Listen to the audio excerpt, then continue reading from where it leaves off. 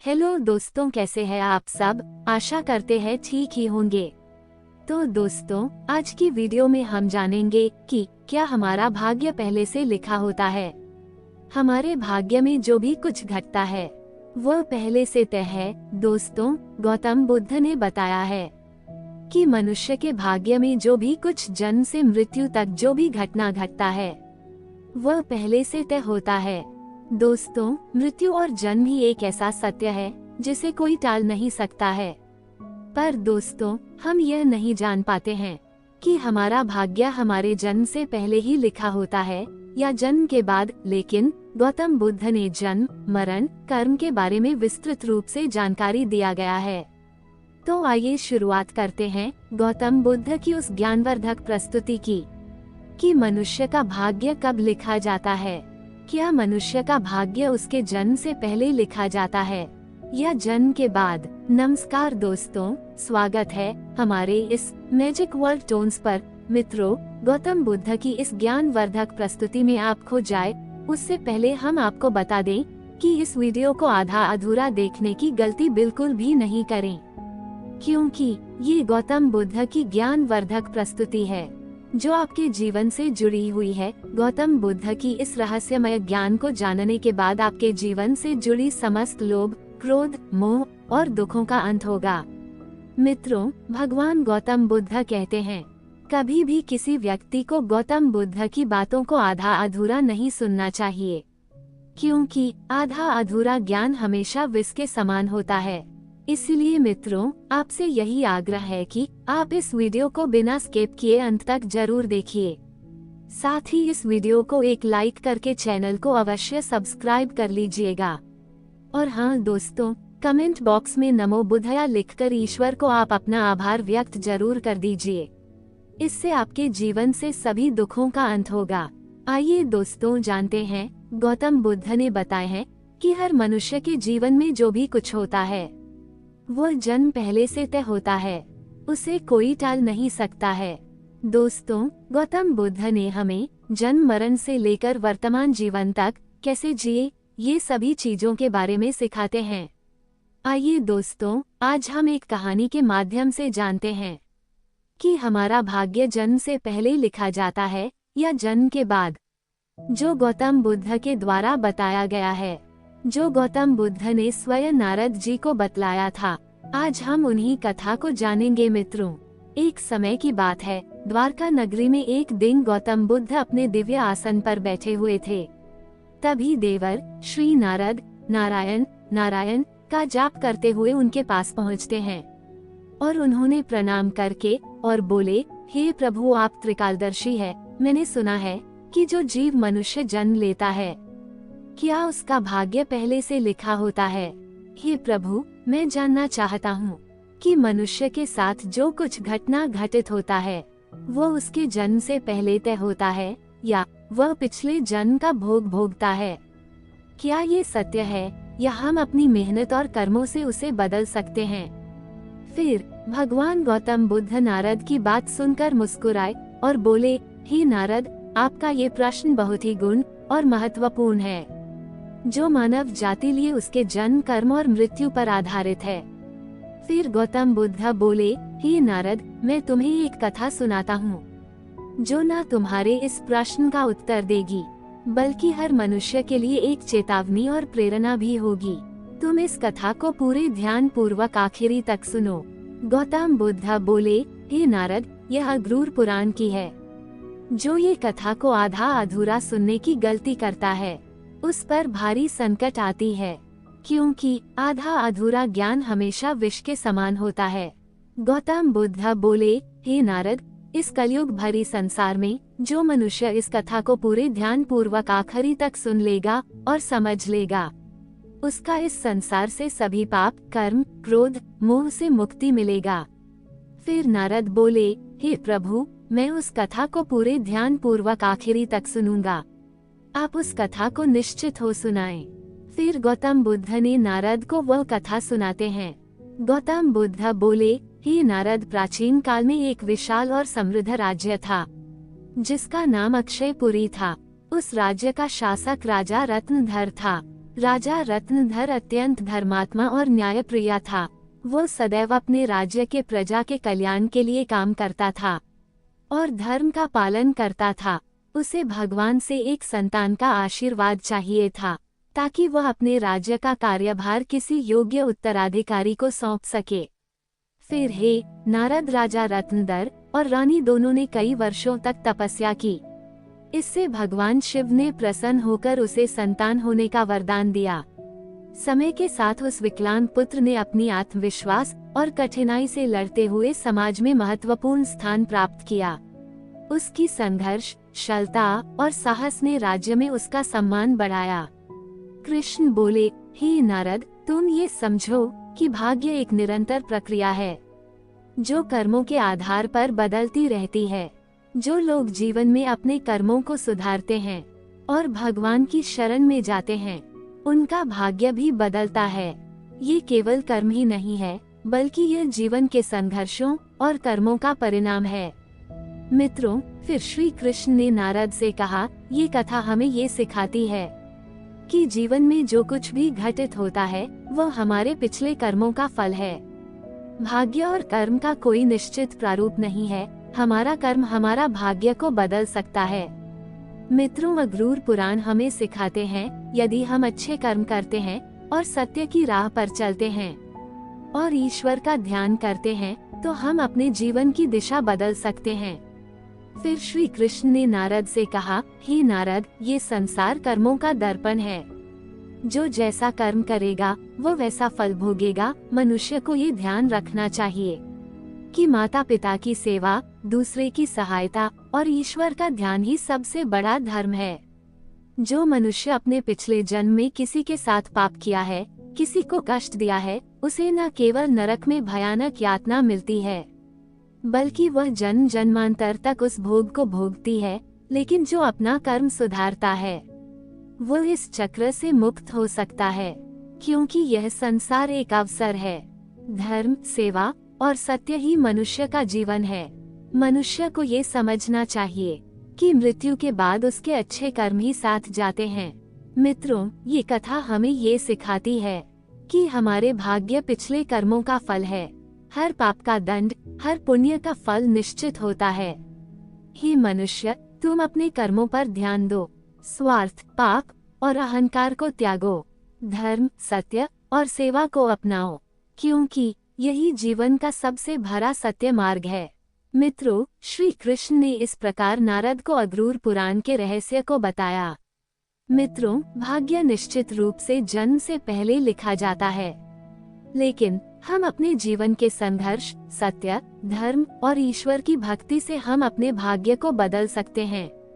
मित्रों, अक्रूर पुराण में भाग्य का लेखा जोखा और कर्मों के बारे में उल्लेख मिलता है। पर दोस्तों, मनुष्य अपने कर्मों, संघर्ष और ईश्वर की भक्ति से हम अपने जीवन को बदल सकते हैं।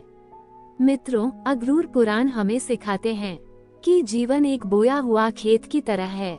मनुष्य खेत में जो बीज बोते हैं वही फल मिलता प्राप्त होता है। उसी प्रकार मनुष्य अपने जीवन में जो कर्म करते हैं उसका अगले जन्म में उसी रूप से फल भोगता है। इसलिए दोस्तों, अक्रूर पुराण में श्री कृष्ण कहते हैं कि जब मनुष्य का जन्म होता है तो उसके पिछले कर्मों के आधार पर उसका भाग्य उसके जन्म से पहले लिखा जाता है, और उस मनुष्य के साथ वही होता है जो उसके जन्म से पहले उसके भाग्य में लिखा हुआ है, जिसे कोई टाल नहीं सकता है।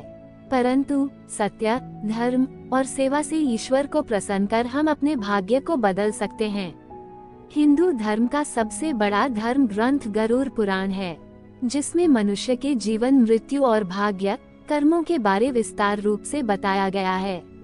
ये पुराण हिंदू धर्म के 18 महापुराण में से एक है, और इस पुराण में जन्म मरण से, पुनर्जन्म, कर्म और आत्मा के मार्ग के बारे में पूरे विस्तार से बताया गया है। दोस्तों, गरुड़ पुराण के अनुसार मनुष्य का भाग्य उसके पिछले कर्मों पर निर्भर करता है। गरुड़ पुराण, जो विष्णु पुराणों के प्रमुख ग्रंथ में से एक है, ये पुराण जीवन के रहस्यों और मानव के कर्मफल के बारे में बताया गया है। अक्रूर पुराण में श्री कृष्ण को साक्षात भगवान विष्णु के अवतार माने जाते हैं। दोस्तों, गरुड़ पुराण श्री कृष्ण कहते हैं, मनुष्य अपने जीवन में अच्छे कर्म और सत्य मार्ग पर चलकर ईश्वर को प्रसन्न कर हम अपने भाग्य में होने वाले घटना से बच सकते हैं और आने वाले भाग्य को हम बदल सकते हैं। मित्रों, गरुड़ पुराण में श्री कृष्ण ने मनुष्य को जीवन जीने के लिए 3 मुख्य उपदेश दिए हैं, जिन पर चलकर हम अपने भाग्य के कर्मों को बदल सकते हैं। दोस्तों, आप इस वीडियो को अंत तक जरूर देखिए, क्योंकि यह सारी जानकारी गरुड़ पुराण के द्वारा बताया गया है। इस वीडियो को बीच में छोड़कर जाने की गलती बिल्कुल भी नहीं करें, इसलिए इस ज्ञानवर्धक प्रस्तुति को अंत तक जरूर देखिए। आइए जानते हैं। नंबर 1, अपने धर्म का पालन करना। मनुष्य का जन्म किसी खास उद्देश्य के लिए होता है। फिर एक दिन भगवान शिव के आशीर्वाद से रानी गर्भवती हुई। राजा और रानी अत्यंत प्रसन्न थे, क्योंकि वे चाहते थे कि उनका बेटा महान शासक बने और राज्य को सुख समृद्धि की ओर ले जाए। परंतु जब रानी ने बेटे को जन्म दिया तो वह बच्चा विकलांग और शारीरिक रूप से कमजोर था। उसके शरीर की हड्डियां टूटी हुई थी और वह शारीरिक रूप से सक्षम नहीं था। राजा रत्नधर का दिल टूट गया। उसने भगवान से यह सवाल पूछा कि ऐसा क्यों हुआ। तब राजा रत्नधर ने भगवान गौतम बुद्ध से मिलने का निर्णय लिया और उन्हें अपने दुखों को साझा करने के लिए वहां पहुँचे। राजा ने भगवान से पूछा, हे प्रभु, मैंने इतनी तपस्या की, यज्ञ किए, फिर भी मेरे बेटे का जन्म विकलांग क्यों हुआ?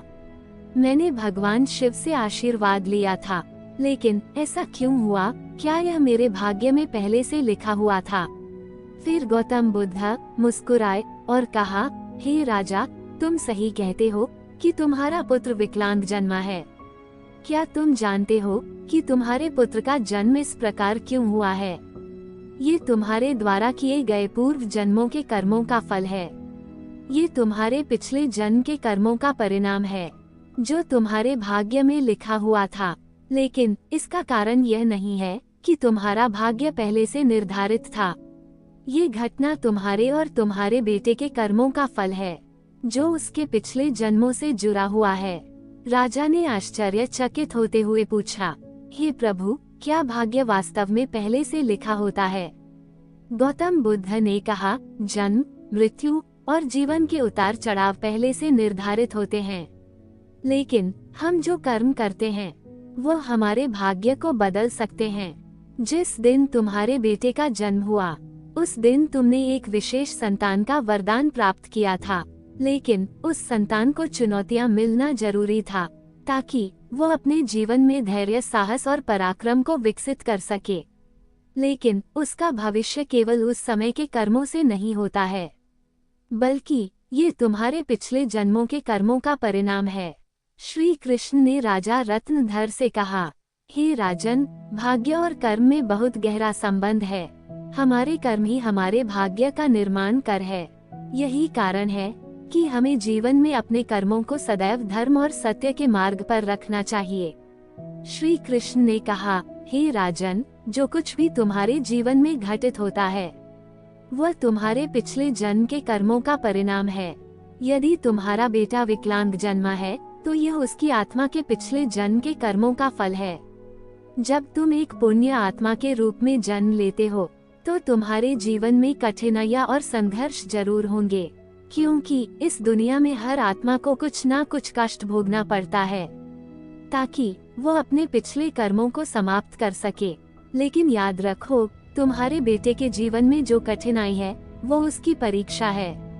यदि वह धैर्य और साहस से इन कठिनाइयों का सामना करता है तो वह अपने भाग्य को बदल सकता है। एक दिन वो वही कार्य करेगा जिसकी कल्पना तुमने अपने जीवन में की थी। मित्रों, फिर राजा रत्नधर ने पूछा, हे प्रभु, क्या मैं और मेरे पुत्र अपने भाग्य को बदल सकते हैं? श्री कृष्ण ने उत्तर दिया, बिल्कुल, तुम दोनों ही अपने भाग्य को बदल सकते हो। तुम्हारे बेटे के जन्म के समय जो विकलांगता थी वो उसके कर्मों का फल था, लेकिन उसका भविष्य तुम्हारे अच्छे कर्मों पर निर्भर करता है। यदि तुम उसे साहस, धैर्य और आत्मविश्वास से भर दोगे तो वह अपने भाग्य को बदल सकता है। तुम्हारे अच्छे कर्मों के परिणाम स्वरूप वह एक दिन महान बनेगा। और राज्य का भार संभालने में सक्षम होगा। मित्रों, फिर भगवान श्री कृष्ण ने आगे कहा, भाग्य एक चक्र के समान है जो कर्मों के आधार पर घूमता रहता है। जब तुम अच्छे कर्म करते हो तो तुम अपने भाग्य को सुखमय बना सकते हो। फिर आगे श्री कृष्ण से राजा रत्नधर ने कहा, क्या भाग्य निश्चित रूप से पिछले कर्मों से जुड़ा होता है? श्री कृष्ण बोले, हाँ, लेकिन उसे बदलने की शक्ति तुम्हारे हाथों में है। यदि तुम अच्छे कर्म करते हो तो वह तुम्हारे भाग्य को भी सुधार सकते हो। साथ ही भक्ति, साधना और सेवा से भाग्य बदला जा सकता है। भगवान की भक्ति से ईश्वर को प्रसन्न करके हम अपने भाग्य को बदल सकते हैं। अगर तुम अपने पुत्र को साहस और आत्मविश्वास से जीवन के संघर्षों का सामना करने की शिक्षा दोगे तो वह अपने भाग्य को बदल सकता है। राजा रत्नधर ने भगवान श्री कृष्ण की बातों को पूरी तरह से आत्मसात किया और अपने पुत्र को शिक्षा देने का संकल्प लिया। उसने अपने पुत्र को कठिनाइयों के बावजूद साहस और विश्वास के साथ जीवन जीने की प्रेरणा दी। जो मनुष्य अपने पिछले जन्म पाप किया है वो इस जन्म में भी उस पाप का भोग भोगता है, क्योंकि मनुष्य के जन्म से पहले उसका जन्म से मरण तक का भाग्य पहले तय होता है। इसलिए दोस्तों, गरुड़ पुराण में श्री कृष्ण ने बताया है, मनुष्य को हमेशा धर्म और सत्य का पालन करना चाहिए। इससे हमारे पिछले जन्म के पाप से बच सकते हैं। ईश्वर की भक्ति से हम अपने जीवन बदल सकते हैं। हम सभी ऊंचाई तक पहुंच सकते हैं। दोस्तों, ये जीवन एक अनमोल उपहार है, आप इसे व्यर्थ ना जाने दें। सही कर्म और धर्म का पालन से हम अपने जीवन को अगले जन्म में होने वाले घटना से बच सकते हैं। ये न केवल आपके लिए है, बल्कि इसे पूरे समाज और दुनिया के आप प्रेरणा का स्रोत बन सकते हैं। नंबर 2, माता पिता की सेवा और आदर करना।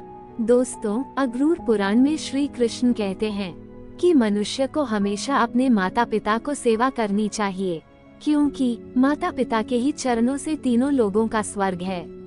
जो लोग माता पिता को नहीं मानते हैं, उसका आदर करता है, उसे न केवल नरक में भयानक यातना भोग है, बल्कि उसके अगले जन्म में भी भारी संकट भोगना पड़ता है और उस मनुष्य अपने पाप का परिणाम जन्म जन्मांतर तक उस कर्म का भोग को भोगता रहता है।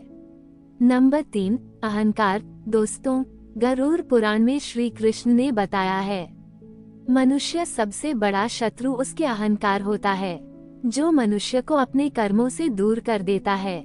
जिस मनुष्य के मन में अहंकार प्रवेश कर लेता, वह मनुष्य अपने जीवन को उस ओर लेकर चला जाता है जहां उसे संकट के सिवा कुछ और नहीं मिल पाता है। उस व्यक्ति को न केवल नरक में भयानक यातना भोग है, बल्कि वो व्यक्ति अपने आने वाले भाग्य को भी नरक की ओर ले जाता है। इसलिए मनुष्य को हमेशा सत्य, धर्म और प्रेम की भावना रखना चाहिए। इससे वर्तमान जीवन और आने वाले भाग्य हमेशा खुशहाल रहे। मित्रों, अगरुड़ पुराण हमें सिखाता है, ये जीवन हमारे कर्मों का फल है। ये ग्रंथ हमें ये समझने की प्रेरणा देता है, अपने जीवन से धर्म, सत्य, परोपकार का पालन करना ही सबसे बड़ा कर्तव्य है। आत्मा की मुक्ति और अगले जन्म उच्च योनि प्राप्त करने के लिए मनुष्य को अपने कर्मों को ध्यान रखना चाहिए। मित्रों, गरुड़ पुराण हिंदू धर्म के महान ग्रंथों में से एक, यही हमारे जीवन को सही दिशा में चलने का ज्ञान देता है, जो हमें ये सिखाता है कि मनुष्य का भाग्य उसके कर्मों और ईश्वर की इच्छा का परिणाम होता है। ये ग्रंथ न केवल जीवन और मृत्यु के रहस्यों के बारे में बतलाता है, बल्कि ये भी समझाता है कि मनुष्य अपने जीवन को किस प्रकार सही दिशा में ले जा सकता है। गरुड़ पुराण में मनुष्य के जन्म मरण से लेकर वर्तमान जीवन में कैसे जिया जाए, इन सभी चीजों के बारे में विस्तार से वर्णन किया गया है। मनुष्य के जीवन से लेकर मृत्यु तक की सारी जानकारी इस धर्म ग्रंथ गरुड़ पुराण में बताया गया है। मनुष्य जीवन में जो कुछ घटित होता है वह हमारे पिछले जन्म का फल है। दोस्तों, गरुड़ पुराण हमें ये सिखाता है कि भाग्य केवल कर्मों का फल है। भले ही भाग्य जन्म पहले से लिखा हो, पर हम अपनी कर्म से इसे बदल सकते हैं। मित्रों, जीवन एक दुर्लभ अवसर है। जिसे सही दिशा में ले जाकर हम आत्मा को मोक्ष की ओर अग्रसर कर सकते हैं। धन्यवाद दोस्तों। गरुड़ पुराण के द्वारा सभी बतलाए गए बातों को अवश्य ध्यान में रखें और सत्य की राह पर चले। इससे आने वाले जीवन अत्यंत सुखद हो। और दोस्तों, वीडियो अच्छा लगा तो इस वीडियो को लाइक करके कमेंट में जय श्री कृष्ण जरूर लिख दीजिए। और हमारे इस चैनल मैजिक वर्ल्ड टून्स को अवश्य सब्सक्राइब कर लीजिए ताकि हर एक नया वीडियो आप तक तुरंत पहुंचे। धन्यवाद।